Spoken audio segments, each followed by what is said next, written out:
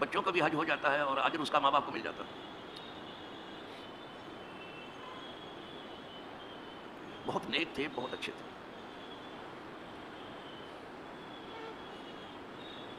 اور امانت و دیانت کا کیا کہنا، فاروق اعظم نے انہیں مدینے کے بازار پر عامل بنایا تھا اپنے ساتھ، صاحب ابن یزید. اور یہی سب حضور نے سکھایا تھا. ہمارے روزہ نماز میں جان تو یہی امانت و دیانت سے ہی آتی ہے، اور یہی چیپٹر نہیں کھولا جاتا یا پھر کم کھولا جاتا. اور جب کھولنے والے اس کو کھولتے ہیں، بندے خدا کے کھولتے ہیں اس کو، تو جو نیک وقت ہیں، خوش نصیب ہیں، وہ ادھر ضرور کان لگاتے ہیں اور ضرور اس پر عمل. بہت نیک تھے حضرت صاحب ابن یزید. اب ان کی ایک بڑی خوش نصیبی میں بیان کر رہا ہوں. ابھی یہ بچے ہی ہیں تو ان کی خالہ ان کو لے کے بارگاہ رسالت میں حاضر ہوئی، خود ہی بیان کر رہے ہیں. اب حدیث سے شروع ہوتی ہے. کہتے ہیں صاحب ابن یزید، اذهبت بی خالتی الی النبی صلی اللہ علیہ وسلم، میری خالہ مجھے لے کر کے بارگاہ رسالت میں حاضر ہوئی. بچوں کو حضور کی بارگاہ میں پہلے بھی لے جایا جاتا، ابھی بھی آتا ہے مدینے میں، میں نے دیکھا. ابھی بھی اہل مدینہ لاتے ہیں اپنے بچوں کو حضور کے سامنے پیش کرتے ہیں. اب میری خالہ لے کر کے آئی بارگاہ رسالت میں اور عرض کیا، یا رسول اللہ، اے اللہ کے رسول صلی اللہ علیہ وسلم، ان ابن اختی وجیہ، میری یہ ہمشیرہ کا بچہ، ہماری بہن کا بچہ بیمار ہے. میں اس وقت علیل تھا. صحت میں بھی بچے آتے تھے، بیماری میں بھی آتے تھے. یہ بیماری میں آئے تھے بیچارے، تو انہوں نے کہا حضور یہ بیمار ہے بچہ. فمسح راسی، تو حضور نے اپنا دست کرم میرے سر پر پھیرا. اور جس کے سر پر حضور کا ہاتھ ہو،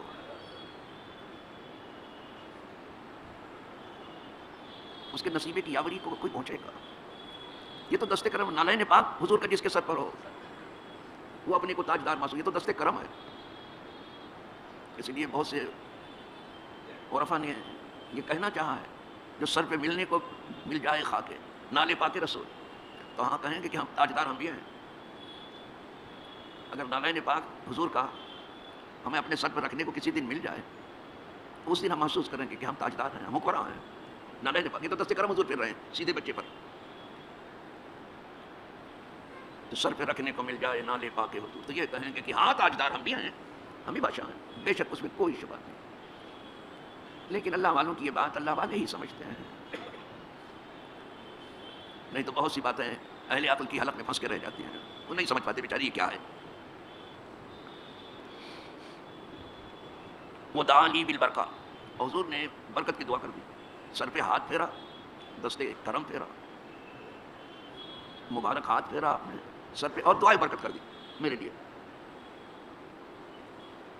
یہ تو کم تو ہوا، ہاتھ پھیرا، دعائیں برکت کی. پھر کیا کہ ثم توضأ، پھر وضو فرمایا. اس کے بعد حضور نے وضو فرمایا، جو کہ پانی ہی کا ذکر ہے. اب وضو کا پانی آ رہا ہے، غسل کا پانی ہوتا ہے، وضو کا پانی ہوتا ہے. کل پانی کو بتا رہا تھا، تو پانی ہی کا باب ہے یہ. پھر حضور نے وضو فرمایا. فشربت من وضوئہ، تو میں نے آپ کے وضو سے پی لیا.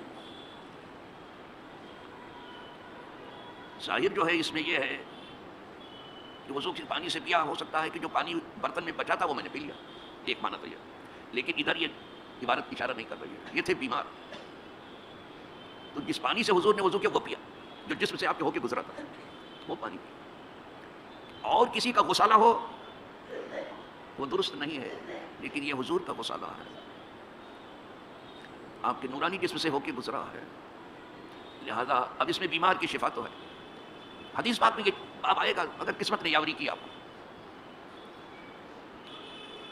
کہ بعض گھرانوں میں حضور کا پیرہن تھا، جب کوئی بیمار آتا تو دھو کے پلا دیتے تھے، کیونکہ آپ کے جسم سے وہ ملا تھا تو ٹھیک ہو جاتا تھا. یہاں تو سیدھے جسم پاک سے پانی حضور کا پی لیا میں نے، تو اصل یہ ہے کہ وہ آپ کا وضو کا پانی پیا میں نے. یہاں کسی کو کوئی کلام بھی نہیں ہے، کوئی یہاں نکتہ آفرینی کر بھی نہیں سکتا، کسی کے مجال بھی نہیں ہے. بعض علماء کے نزدیک تو حضور اٹھ کے فضلات شریفہ طیب و طاہرہ ہے. فضلات شریفہ آپ نہ سمجھے ہوں گے، یعنی پخانہ پیشاب، تو یہ تو وضو کا غسالہ ہے، کہا وہ ہم نے پی لیا. تو یہ تو بیمار تھے، بیمار کی شفا ہو گئی، بالکل ٹھیک ہو گئے ایک دم، یہ لیا. پھر پی کر کے کہتے ہیں فشربت من وضوء، آپ کے وضو سے میں نے پیا، بچے ہوئے پانی سے نہیں ہے کہ بقایا وضو، نہیں، وہی پانی پیا جس سے وضو کیا تھا. اور اگر وہ درست نہ ہوتا تو حضور خود ہی منع کر دیتے کیا کر رہے ہو. کا پی لیا، پی کے کہتے ہیں ثم قمت، پھر میں کھڑا ہوا. یعنی بیٹھ کے وہ پانی لے رہے تھے تو پی رہے تھے، اب کھڑے ہوئے. یہ بھی بتاتا ہے کہ وہ پانی جو گر رہا تھا وہ لے رہے تھے اور پی رہے تھے. پھر اس کے بعد کہتے ہیں میں کھڑا ہوا. کہاں کھڑا ہوا؟ خلف ظہری، آپ کی پشت مبارک کے پیچھے. پشت مبارک کے پیچھے میں کھڑا ہو گیا حضور کے. پشت سمجھ پیٹھ، کچھ لوگ پشت نہیں سمجھیں گے چاہتے. تو میں آپ کے پیٹھ کے پیچھے کھڑا ہو گیا. فنظرت الی خاتم النبوہ، تو میں نے دیکھا مہر نبوت کا. مہر نبوت دیکھ. بچپن میں کیا شوق ہے، یہاں جوانوں کو بڈھوں کو پتہ نہیں کیا کیا شوق ہے، ذرا دیکھ. کہا میں نے دیکھا مہر نبوت کو، پیچھے اسی لیے کھڑا ہوا تھا. بین کتفے، آپ کے دو مونڈوں کے درمیان، دو مونڈوں کے درمیان جو مہر نبوت تھی میں نے دیکھا. یہ مہر نبوت جو ہے اس کا تذکرہ ہر آسمانی کتاب میں. یہ نبی موعود کی کھلی ہوئی علامت ہے. جس نبی کے آنے کا وعدہ تھا یہ کھلی مہر نبوت اس کی کھلی ہوئی علامت. اور یہی دیکھ کر کے یہودی بے ہوش ہو گئے تھے کہ اب نبوت جو ہے بنی اسرائیل کے گھرانے سے نکل کے بنی اسماعیل کے یہاں پہنچ گئی. یہ مہر نبوت نبی موعود کی کھلی ہوئی علامت، جس نبی کے آنے کا وعدہ تھا کہ آ رہا ہے آنے والا، یہ مہر نبوت اس کی علامت. دوسرے یہ کہ یہی مہر نبوت بتاتی تھی کہ اب نبیوں کی آمد پر مہر لگ گئی، کوئی نبی نہیں آئے گا. یہ خاتم النبی ہے. مہر ہمیشہ آخر میں لگتی ہے، پہلے لکھ لیا جاتا ہے پھر مہر لگتی ہے. یعنی پھر اس کے بعد کوئی جگہ نہیں لکھنے پڑنے. تو یہی خاتم النبی این ہونے کی علامت. اب حضور کے بعد کوئی مرزا نبی نہیں ہوگا. مرزا غلام محمد قادیانی وغیرہ جو نکلے سب، اور اس کے پہلے تو جانے کتنے نکلے ہیں. مسلمہ کذاب تھا، سطح نسی تھا، تو حضور کی قسم کتنے نکلے ہیں جو نبوت کا دعویٰ کرتے تھے. ارے اس دنیا میں کیا نہیں ہوا. نبوت کا دعویٰ تو اپنی جگہ پر ہے. یہ دجال جو آئے گا تو خدائی کا دعویٰ کرے گا. اور اس سے پہلے فرعون جو تھا وہ ربکم اعلیٰ کہہ ہی چکا تھا. کون سا دعویٰ چھوڑا ہے لوگوں نے جو نہ کیا ہو. تو آپ کے خاتم النبیین ہونے کی بھی یہ پہچان تھی. آپ دیکھا، میں نے زیارت کی اس کی. اب علماء کہتے ہیں یہ تو انہوں نے دیکھا کہ اس کے اندر مہر نبوت کے اوپر بڑا خوبصورت جو ہے، بڑا روشن، بڑا تابناک گوشت کا ٹکڑا تھا، ایک دم روشن. تو اس کے باطن میں لکھا ہوا تھا مہر نبوت. مہر میں کچھ لکھا ہوا تھا، خالی تھوڑی مہر ہوتی ہے. تو اس مہر میں اندر بھی لکھا ہوا تھا، باہر بھی لکھا ہوا تھا. کبھی سنا نہیں ہوگا آپ نے، ایک دم نئی چیز ہوگی. تو اس مہر نبوت کے اندر لکھا تھا اللہ وحدہ لا شریک لہ. اندر لکھا ہوا تھا اللہ اکیلا ہے، اس کا کوئی شریک نہیں. یہ اندر لکھا ہوا تھا مہر نبوت، جو کہ اللہ کے نبی ہے. اور باہر جو لکھا ہوا تھا اوپر، وہ لکھا ہوا تھا توجہ ہے سو شیطان فإنک منصور. آپ جدھر بھی رخ کر لیں اللہ کی مدد آپ کے ساتھ ہے. یہ مہر نبوت پر. اسی لیے میں نے بہت پہلے کہا تھا کہ غلبہ نبی کے قدم سے باندھا گیا تھا. اسی لیے مغرب نے خوب سمجھ بوجھ کر کے لوگوں کو حضور کے قدم سے ہٹانے کی کوشش کی کہ جب تک یہ قدم نبوت سے جڑے رہیں گے کوئی ان پر غالب نہیں آئے گا. اور جب ہم ہٹا لے جائیں گے تو پھر غلبہ ہو جائے. اور یوں بھی سمجھ لیجیے کہ جب آپ آئے نہیں تھے تو خود یہی اہل کتاب آپ کے نام سے فتوحات کی دعا کرتے تھے. اللہم انصرنا علیہم بالنبی المبعوث آخر الزمان الذی نجد نعتہ فی التوراۃ. تو جب آئے نہ تھے تو ان کے صدقے میں اللہ مدد کرتا تھا. آگے تو مدد نہیں ہوگی کیا. لیکن اب کیا کہوں ان حکمرانوں کو میں، جو حکمرانی کر رہے ہیں کہ تجارت کر رہے ہیں. رعایا کا خون بیچ رہے ہیں لوگ، زمینیں بیچ رہے ہیں، عزتیں بیچ رہے ہیں، ضمیر بیچ رہے ہیں. الا ماشاء اللہ، شاید کوئی بچا. حکومت نہیں کر رہے ہیں، ضمیر بیچ رہے ہیں، ایمان بیچ رہے ہیں. صرف لوگوں کو بیوقوف بنانا یہ طرز حکمرانی ہے. دو طبقہ عوام کو بہت بیوقوف بناتا ہے، ایک حکمرانوں کا اور ایک جھوٹے درویشوں کا جو ہماری سب کے آدمی ہیں. ہمارے یہاں بھی ایک سے ایک، بس اللہ ہی بچا دے، اللہ ہی بچا دے. بس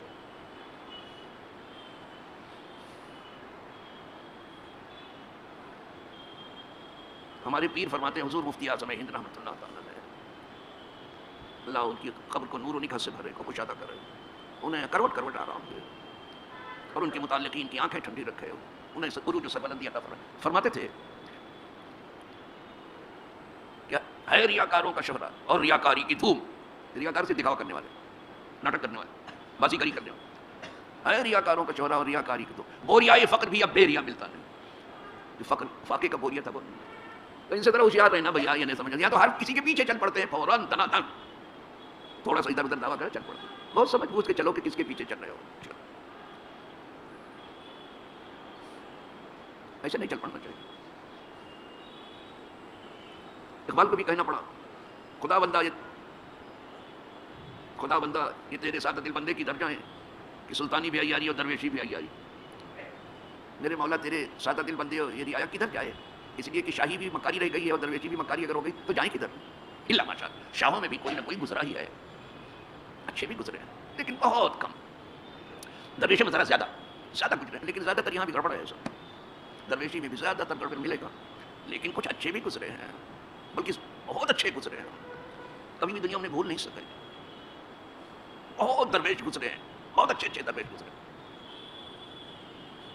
کیا بتاؤں سر، زیادہ ملے گی اچھے لوگ درویشوں میں زیادہ اچھے ملے. لیکن کہیں بھی کسی کے بھی پیچھے چلنا تو آنکھ کھول کے دیکھ لینا ہے کون، یہ ہے کون کس کے پیچھے ہم چل رہے ہیں. ذرا آنکھ کھول کے چلنا، آنکھ بند کر کے نہیں. سما و عمیانہ نہیں ہے، گونگے بہرے ہو کے کسی پہ گرنے کی ضرورت نہیں ہے. خوب آنکھ کھول کے دیکھ لو آئے کیسا، اس کو پہلے دیکھو، اس کی صبح و شام کو دیکھو، اس کے معاملات کو دیکھو کیا ہے، پھر چلو. کسی کو پہچاننا ہے تو محض اس کی باتیں نہ دیکھو، اس کا روزہ نماز بھی مت دیکھو، اس کے معاملات کو دیکھو کہ اس کے معاملات کیسے ہیں خلق خدا کے ساتھ. الناس تعرف بالمعاملات لا بالصوم والصلاۃ. آدمی کی پہچان معاملات میں ہوتی ہے، روزہ نماز سے. تو انہوں نے مہر نبوت کو دیکھا بین کتفی آپ کے دو مونوں کے درمیان، مثل زر الحجلہ، حجلہ عروسی میں جو شفرکٹ بنائی جاتی ہے، چھوٹا سا خیمہ ہوتا ہے شادی بیاہ کے موقع پر، تو وہ اس کو حجلہ عروسی کہتے ہیں. اس میں بڑے بڑے بٹن لگے ہوتے تھے جو چھوٹے خیمے کی طرح سے ہوتا تھا. جیسے چھوٹا خیمہ ہوتا ہے نا، ویسے حجلہ عروسی ہوتا تھا. اس میں بڑے بڑے بٹن ہوتے تھے. تو ان کے کہنے کا مطلب یہ ہے کہ وہ مثل بٹن کے تھا، بڑے بٹن کی طرح مہر نبوت. اور بعض روایتوں میں آیا ہے کہ کبوتر کے انڈے کی طرح سے تھا مہر نبوت جو نے دیکھا. الحمدللہ رب العالمین. تو انہوں نے زیارت کر لی. بہت بڑے بڑے لوگوں نے بھی کبھی کبھی حضور کے پیچھے جا کر کے آرزو کی تھی، تو حضور سمجھ گئے کہ یہ دیکھنا چاہتے تو تھوڑا چادر ہٹا دی تو دیکھ لیا. ہم ایسی آنکھوں پر ہزاروں لاکھوں سلام بھیج رہے ہیں جنہوں نے حضور کے دیکھا اور آپ کی مہر نبوت کو دیکھا. جس مسلمان نے دیکھا انہیں ایک نظر، اس نظر کی بصارت میں لاکھوں سر. یہ تو صرف حضور کو دیکھنا ہی تو مہر نبوت تک دیکھ چکے. کیا جب تو فاروق اعظم نے مدینے کے بازار پر عامل بنایا. یہ متفق ہے. الحمدللہ اسی حدیث پر یہ پہلی فصل ختم ہوئی. انشاءاللہ اب ہم دوسری فصل شروع کریں گے. اور اس میں بھی کچھ زیادہ حدیثیں نہیں ہیں دوسری حدیث میں، لیکن پہلی سے تو زیادہ ہیں دوسری میں، اس لیے کہ دوسری ہے نا، اس میں پہلی سے تو کچھ زیادہ ہے. پھر تیسری شروع کریں گے. اور اللہ کو جو کچھ منظور ہے، مجھے نہیں معلوم ہے کہ ہم تک کہاں تک پہنچیں گے اور کہاں تک بیان کر سکیں گے. جب تک جی رہے ہیں انشاءاللہ جو کچھ آتا جاتا ہے آپ تمام حضرات کی خدمات میں پیش کرتا رہوں گا. مرنے کے بعد آپ سب دعا میں یاد رکھنا. آخر دعوانا الحمدللہ رب العالمین.